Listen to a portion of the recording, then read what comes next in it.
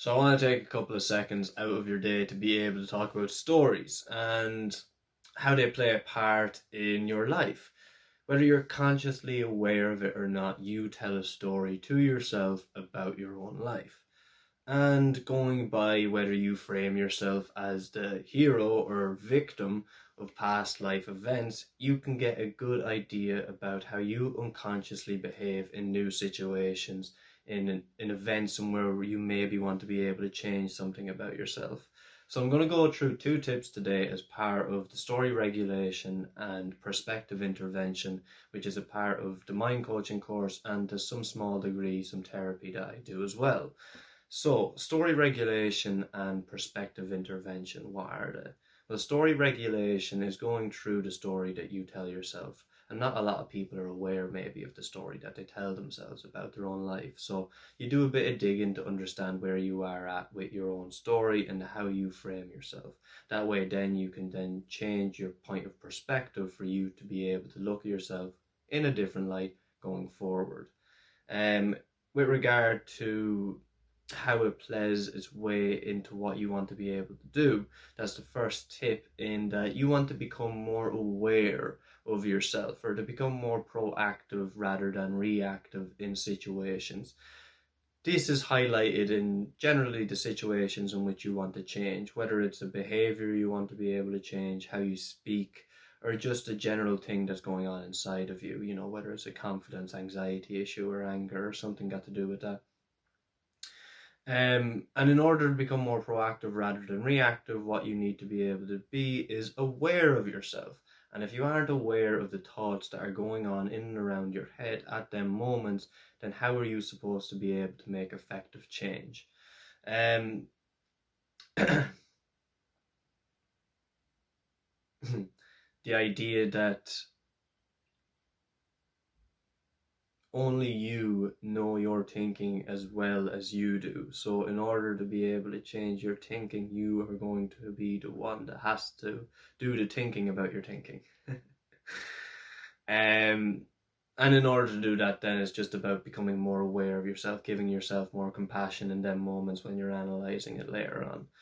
The second idea, or the second tip that I have for you with regard to, understanding your own story and changing your perspective, is the idea of balance. And we're all familiar with what balance means, but not really sure about how it plays its role in our day-to-day lives. Well, I'm going to make a very clear distinction between how you can encompass, or how you can add balance then to these situations. So we generally look at things in a, whether that's good or bad way, or we look at things as in, oh, well, I'm a kind of pessimistic or optimistic sort of person. And these labels can be dangerous, because as soon as you attribute yourself to these labels, then your emotions can betray you. In a time in which you should be an optimistic person, your emotions or your levels of stress can make it so that it's very hard for you to be able to take any light from the situation, and it's very hard for you to be positive, and that can only make things worse. Then if you have this underlying idea of you want to be positive, but you can't necessarily get yourself to thinking like that in that moment. Um, Equally, if you're pessimistic, then you're already kind of setting yourself up for failure in one way or another. But the idea of balance is that you don't need to be a half kind of full, or half glass kind of half empty sort of person. You can put the glass down. You can be what's called a bridled optimist. You can understand that positivity is not going to make everything different for yourself. That just having a calm, positive disposition can make things a whole lot better for you, and how you approach things and how you want to be able to create change in your life. Whereas a nihilistic or pessimistic person is probably not going to be able to push themselves through them harsh times of emotional turmoil.